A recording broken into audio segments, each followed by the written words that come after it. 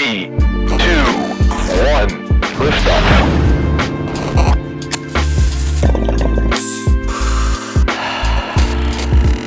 Cannabinoid Connect, the nation's most diverse cannabis-related podcast. Record here. Yeah, I think we're recording. Awesome, man. So outside of, first off, Brendan, welcome to the podcast. For those listening, we have Brendan McKee on today. We were just talking about our athletic backgrounds, and you were talking about, how you were in football, but I think I was looking at your bio. Were you a professional athlete as well at some point? Yeah, technically I got paid to play football over in Europe, which was pretty cool. So I did that. I graduated from Amherst College. I was a big fish in a small pond there because it's Division 3. You know, played a lot, obviously, from freshman year all the way through senior year. So Yeah. did pretty well and got all sorts of accolades. So ended up getting looked at from some teams in Europe and got picked up pretty quickly. And yeah, played for the Danube Dragons in Vienna, Austria, and it was awesome. I mean, we had the best season that the organization have ever had. I got to live in a beautiful city. I got paid.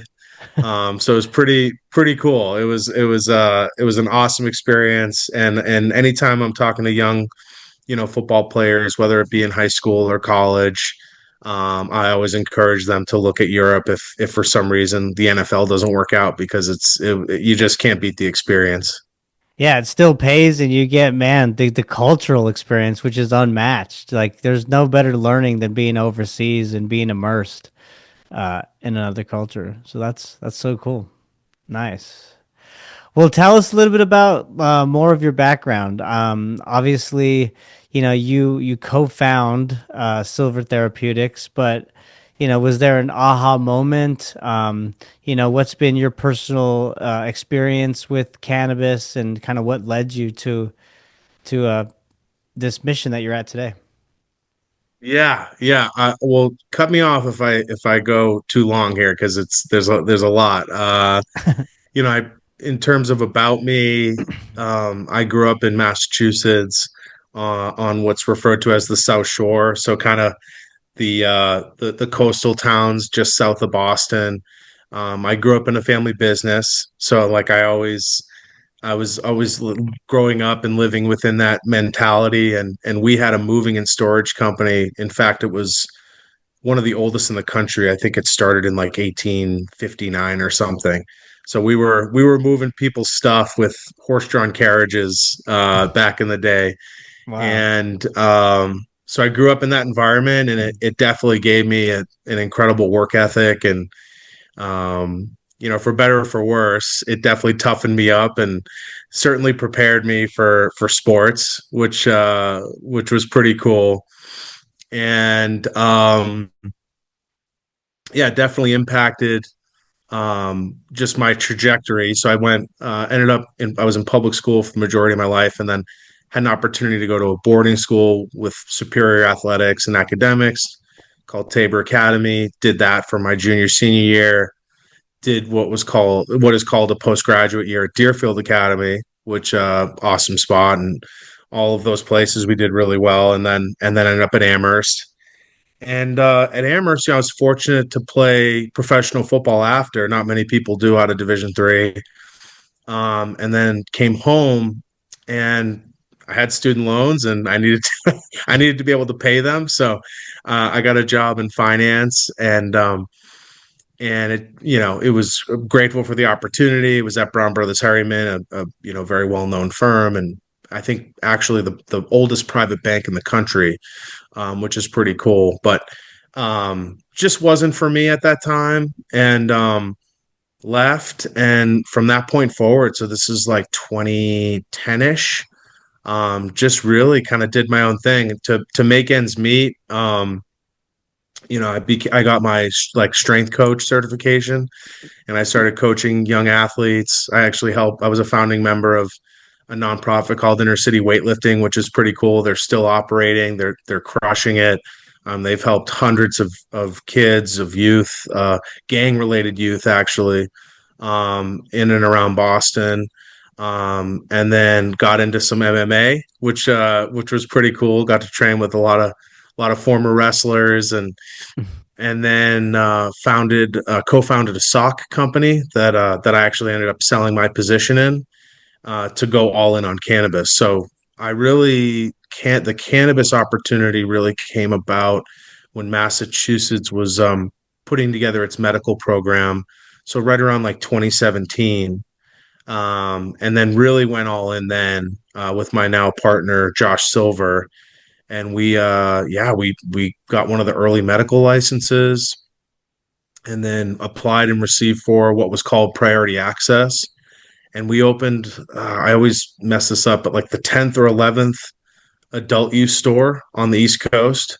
So we benefited from being an early mover, and just leverage that, into what is now, 9 operational stores. We've sold a couple stores, and we have about 4 to 5 more stores in the pipeline.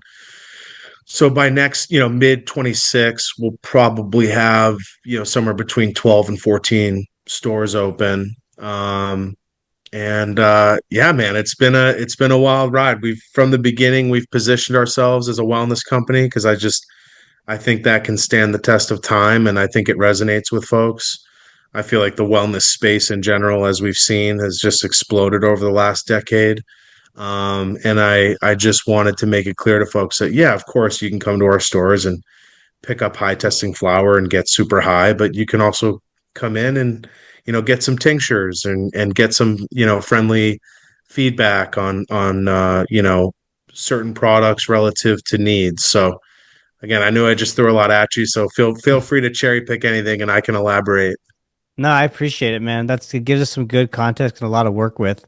I guess my first question is like, what was your personal experience with cannabis? And I think it is a great move to lean in on the wellness factor when it comes to cannabis, right? Because I mean, it does help regulate our endocannabinoid system, right? Our CB1 and CB2 receptors. So, like, what did it do for you specifically? And like, I guess, does that feed into that brand message? Yeah, no, absolutely. I mean, gosh, I hate to admit it, but I've been consuming cannabis in some form or another for a long, long time. I'm 41, Don't be and I'll shy. tell you Don't, this. don't, don't. That's all right. You're coming out of the It's closet. Yeah, it's been in well beyond half my life. I'm looking at close to 30 years of cannabis consumption at this point, which is kind of scary. The town I grew up in, beautiful town, but you played sports and you smoked weed. It was just Yeah, kind of very blue collar. I was a mover. A lot of my friends came from lobsterman families, fisherman families, landscaping, masonry. So it was like, yeah, you enjoyed yourself, and you played sports. But um yeah, it's been a long journey with cannabis. It's always been there for me. It's always been a staple.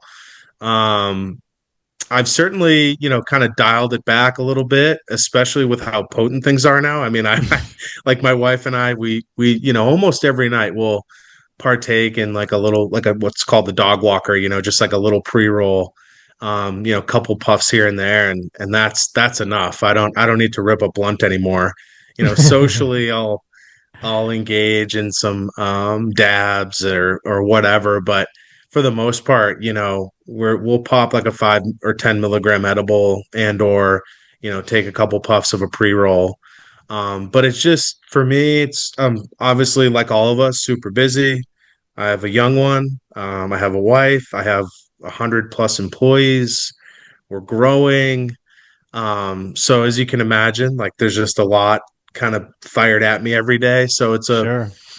it's a really nice way to kind of not reset, but just kind of like rev the engine down, recalibrate a little bit.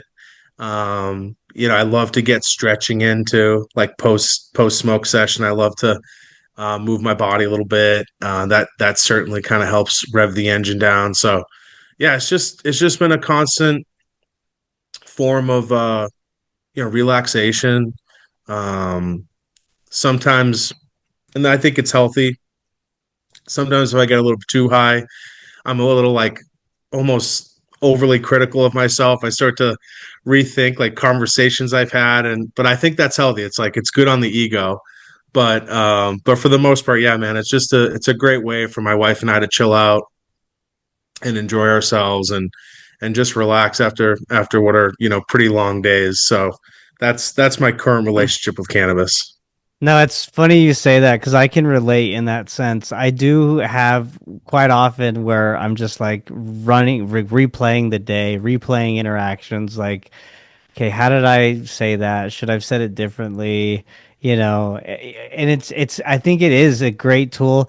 And it's also can like there can be times where you overthink as well, right? Where you're like, oh man, you're playing out scenarios where they're not even like a factor. So I think also it's important to just kind of like be in the right headspace too, depending on like when you're going to consume, being more intentional, and that's what I've been trying to do in my older years too. Because my track record is just like yours. I think it's like since 18, and beyond, it's kind of been regular use, but less frequent for sure, and with more intention. And I've seen a lot of value, especially with the potency, like you said, it's so high.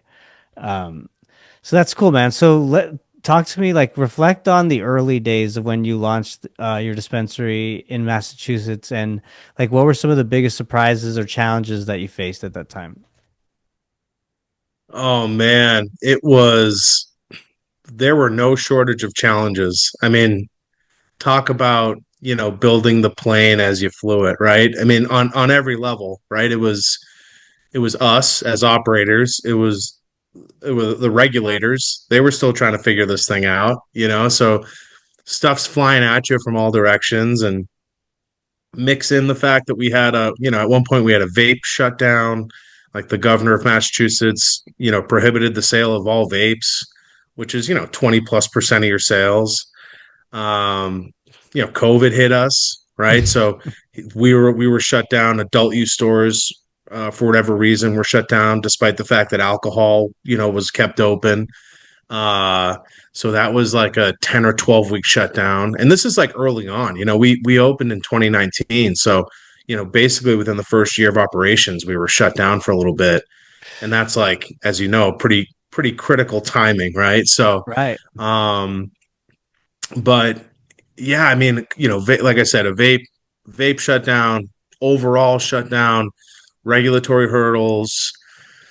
I mean, our second store, like, it should have been open within a few months of our first store, but for whatever reason, again, I'm not poking holes or talking smack, but our application just didn't get reviewed in a timely manner. So, we probably missed like 6 to 8 months of revenue on our second store, during Damn. like the peak, cart size, and so there's just been so many things like that have put things on hold or impacted revenue, but we've always just been really lean and mean and really mindful and conscious of how we spend our resources and how we spend our time. So I think, and we just, I say this all the time, but we have an incredible team, and so being able to navigate those circumstances with our people, it's I think that's why we're where we're at, and even back to COVID, like myself and my partners stopped paying ourselves. We were like, we kept paying our team members, but we stopped payment for ourselves just to keep more cash on hand. Hmm. So, and I'm a little bit heavier than than when before we started, and I have a little less hair. So definitely, it's definitely impacted me in some not so great ways, but it's also been incredibly rewarding, and just to be able to build something like this with amazing people in a what is like, cannabis is a incredible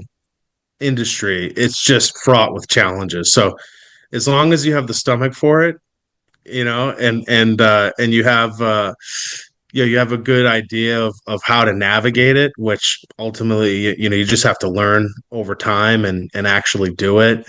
Like I would never pay like a consultant from McKinsey to come in and like tell me how to run this thing, because they probably don't even know they don't even know how these things go. I mean, it's, Right. yes, it's retail, but it's such a unique retail setting. So it's just tough. But again, like super rewarding. I love the business. I love the people. I love our customers.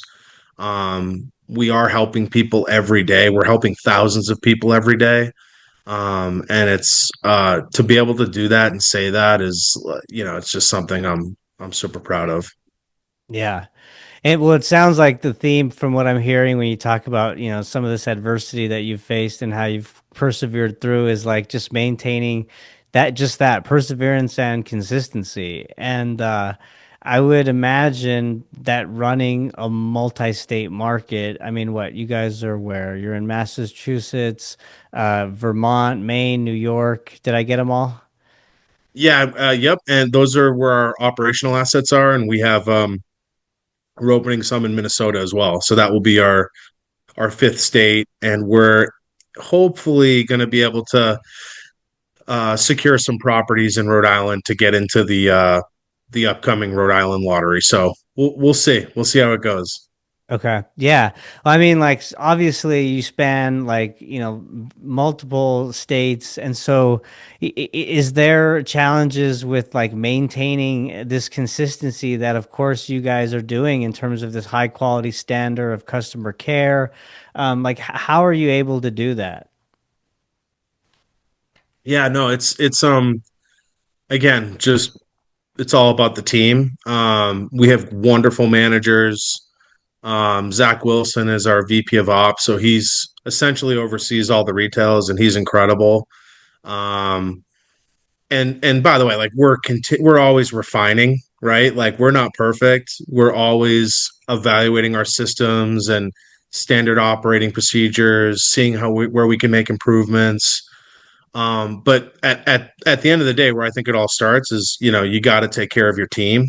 Like Hmm. if I don't take care of my team members, how could I ever expect them to, take care of our customers? Like if internally there's any sort of gap there, or feeling like, yeah, ownership doesn't have the backs of their team members, like it just won't work. It like can't possibly last. It might work for a little bit, but I think for the long haul, which is what we're in this for, you got to take care of your people. They'll take care of your customers, and the consistency, like that kind of comes with it. With our processes, with our our core values, our standards around culture. So it's something that we're getting better at, and we're always, I'm a big like get a little bit better every day, that even just that 1% or half a percent, like it compounds over time. So Yep. um yeah, but there's also challenges, right? Like we can't even have like as an example, the use of the word therapeutics is not allowed in New York. So we had to literally change our brand, and it's very similar. It's Silver Cannabis Company instead of Silver Therapeutics, but and a lot of customers refer to us as Silver. Hey, I'm going to Silver. So Right, it's right. all good. I just like the folks out there that are like really huge on brand equity and stuff like that. Like, yes, it's important, but I think above all else, like you need to be compassionate. You need to know what you're doing. And you need to have good team members to sell these products. Like, I know some really awesome brands out there, and it looks great, it sounds great, but then when you actually go to the store, it's like it's subpar. So I think the product offerings, the experiences you provide, like, yes, it's good to have good branding, and I love our branding. I think it hits where we need it to hit, but um how you make people feel in your store is going to impact your business more than anything else. Hmm. Absolutely. Yeah. It starts there. and then they will, reinforce the feeling with the brand after kind of you made that impression, right? And then it kind of carries on. And you just provided a proof point, right? When it comes to, you gave the example of like, I wouldn't pay a McKinsey consultant because it changes every day. And look at what you got to face when it comes to your own brand name in operating certain states, right? Like, that's crazy. But I love how you said, like, ultimately you got to basically adapt, and people know you by Silver anyway. So, that's fine. You've already kind of carried that momentum. What's been you kind of talked about it earlier, but you talked about the evolution on the operational side of, like, running a dispensary and kind of how that's looked from when you first started, I think in 2017 until now. What's been your perspective on the cannabis retail side? How has it changed since you first opened for adult use?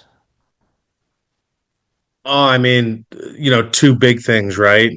Saturation. So just a huge amount of competition and price compression. So there's more stores selling a lot of the same products and they're for a lot less money. To put it in perspective, I think around 2018, 2019 at retail, an ounce of flour was around 400 bucks.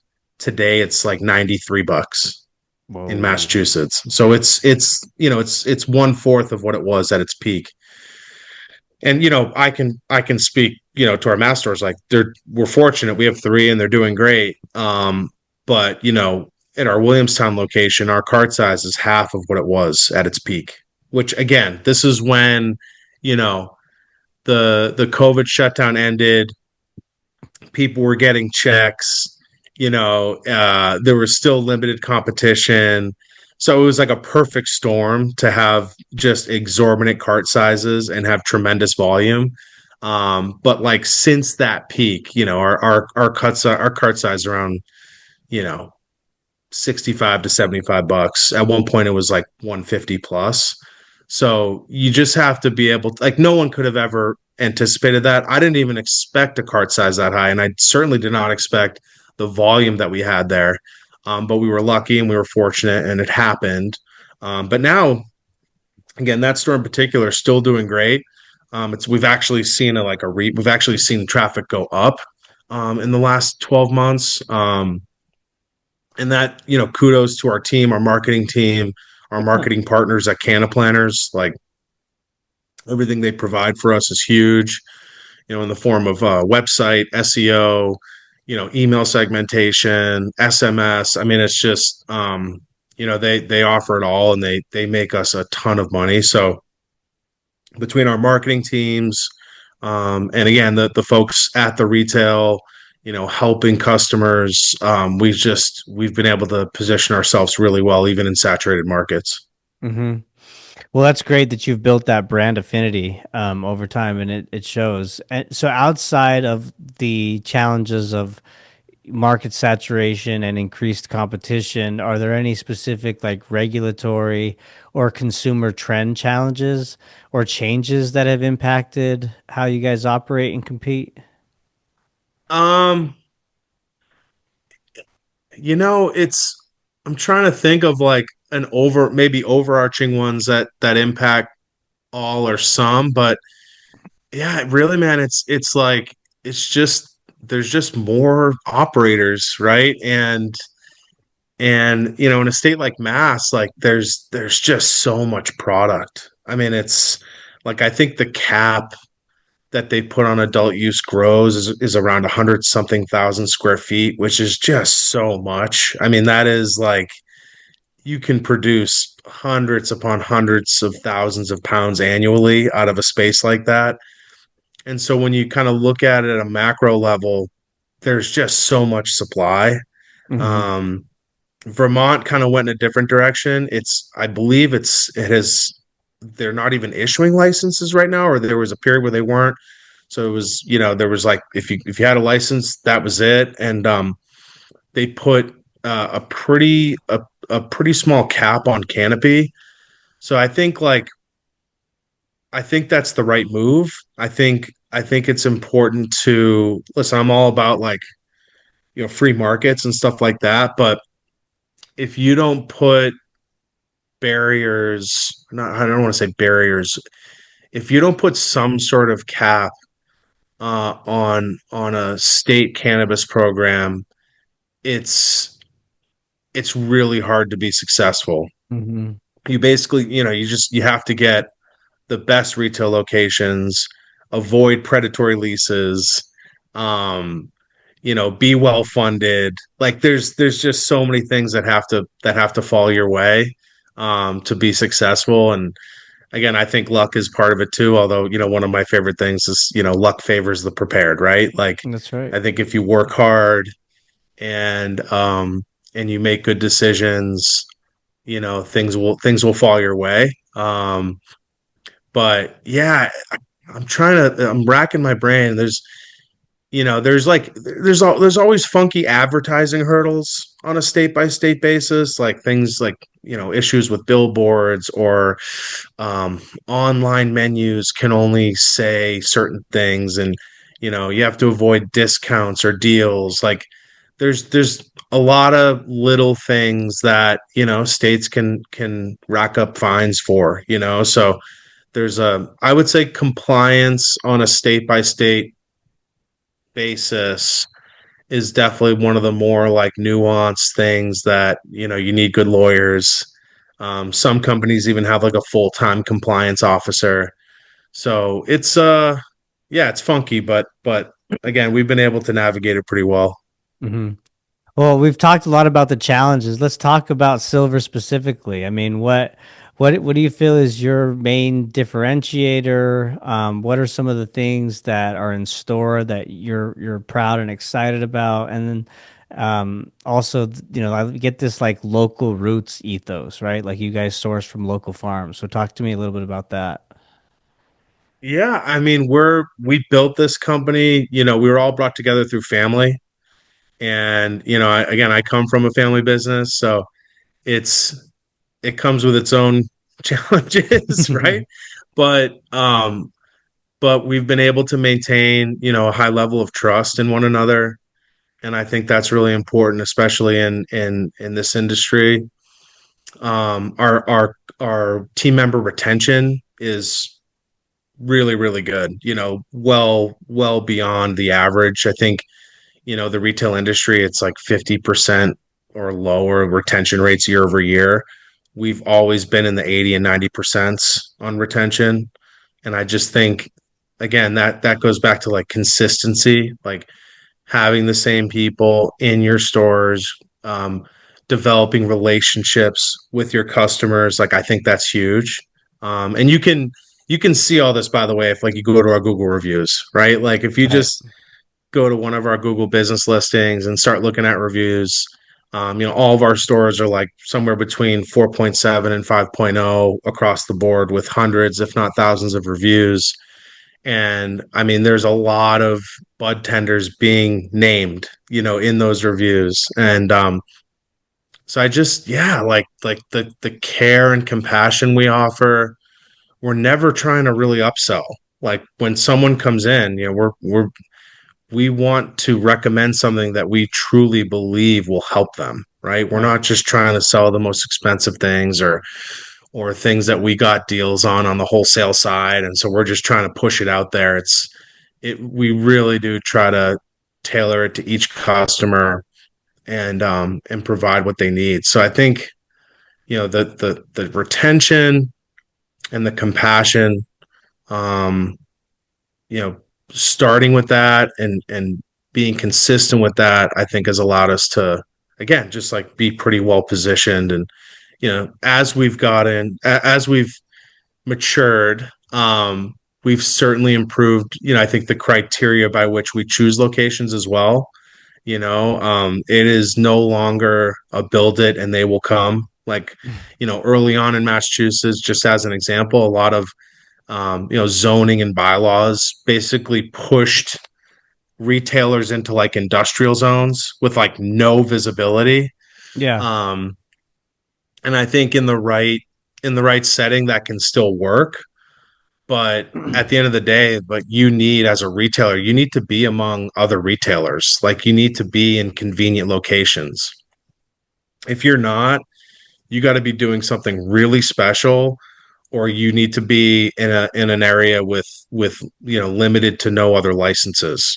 Just you're kind of like the only player in that area, so you're able to capture that market. But yeah, it's the days of building them and people showing up without advertising or anything, like those are long gone. You gotta treat this like any other retail endeavor. Yeah. No, absolutely. And as we wrap up, I'm just curious, like, are there any predictions that you have, maybe at the federal level, or how you see things playing out in the industry, and also in the same token, like, what excites you? It's Yeah, I'm not one on predictions. Like I think most people by now would have thought, cannabis would at least be rescheduled, right? I mean, we've had multiple, people in office that have said they would and they haven't. And I mean, there's still people in prison right now that shouldn't be in prison anymore. I mean, it's sad. So from a prediction standpoint, I don't even want to touch rescheduling or legalization because who knows? Um, from an overall market, But do you think um, it will happen? Do you think it will happen yeah, in yeah, of yeah, course. But yeah, it could be 10 years. I mean, right, it could literally be another decade. yeah, And I think you like I and again, I'm not judging or being critical, but like I know of companies that have built their business or like their thesis around legalization or rescheduling happening by now, and because of that it's crushed their business. You know what I mean? Like you can't, you gotta operate within the rules that are in front of us mm-hmm, and build a business that can survive those rules. I think to start predicting, I think that's when you get in trouble. So again, going back, like just being super lean and mean, I think I'm still bullish on the industry as a whole, and I think there's going to be a tremendous amount of opportunities in the next 12 to 24 to 36 months. Both in new market growth and also in existing markets with assets that unfortunately are they could be good assets, but the folks that got into it, maybe again predatory debt, predatory leases. Um, you never know. Bad partnerships, partnerships can always go south. So we're positioning ourselves to last, of course, but to ultimately, hopefully, within the next 1 to 3 years, acquire folks, acquire companies, and kind of bring them into the portfolio. In addition to the new growth stores that are already in the pipeline. I hate to use the word distressed assets, but there's a lot of distressed assets out there.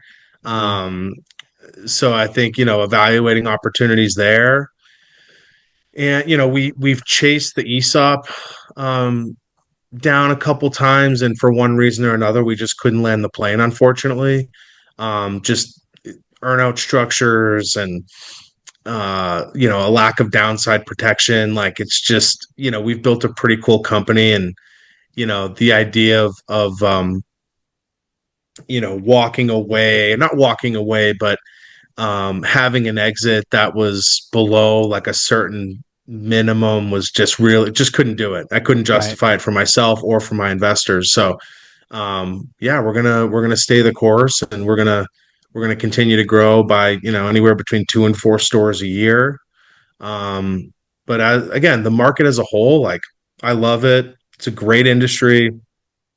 I think there's some really wonderful publicly traded companies out there. Like I always look to GTI. I think they are just like the best in class. And they're doing, I don't know, 1.3 billion in annual top line revenue, and um we're not even close to that. But at least I have a company to look at and say, okay, like what are they doing over here? What are they doing over there?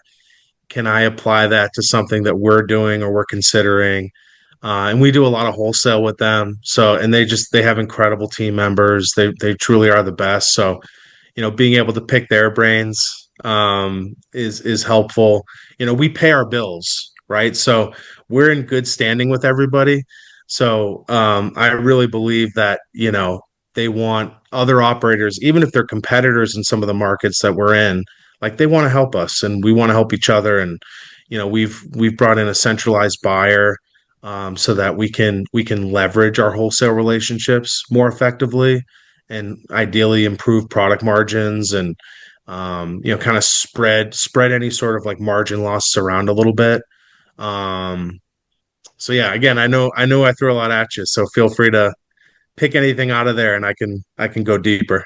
No, no, yeah, I think you did a good job of just kind of spreading it out, keeping it high level. I wondered earlier if you were a GTI fan because you mentioned the dog walkers, and you confirmed that now. So it's a good product. I mean, yeah. It's I just think to achieve what they've achieved at scale, listen, no company's perfect. Um, but I mean, I just think they've done an awesome job as a company, in our industry. And you need you need to be able to reference, some companies that you don't necessarily want to copy, but like, hey, like, how are you guys handling this? How are you guys doing? It's especially in an industry that's as new as we are. Like, you need to be able to have conversations with folks in your space. Hmm. And if I can go to, some of the best companies in the world and pick their brains and be collaborative, like, we're going to be better for it. Totally. Yeah, yeah.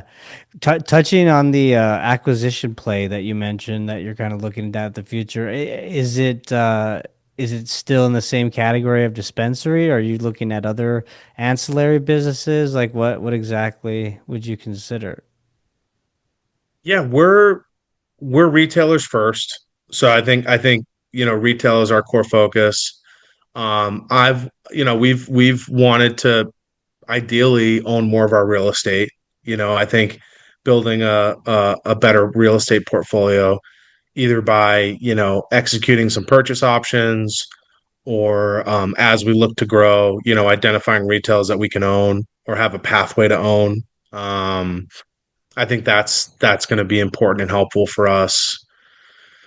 Um, I mean, again, I'm a big believer in canna planners. They're servicing hundreds of cannabis clients across the country now, and I think they have a bunch of folks that came over from dealer.com, which is like the largest automotive website provider in the world. I think they service like well over half uh, of automotive groups in the country. So they're building a really wonderful team there to capture the growth in our industry. So I think like I would I would I would potentially look at ancillary services like that because it's just always going to be needed. Hmm. Um, but for right now, we're really focused on retails. Sure. Awesome. Well, is there anything else that you want to leave the audience with before we go? Anything top of mind? No, I'm just as cheesy as it sounds, I'm just really grateful for you and for having me on and your patience. I mean, I'll admit to your listeners, I had to cancel a couple times and they were pretty last minute and I'm a very punctual person and I felt awful. So thank you for your patience and for having me on and yeah, for the opportunity to share our story and yeah, it's an awesome industry to be in, and every day is it's an adventure. So very grateful. So thank you.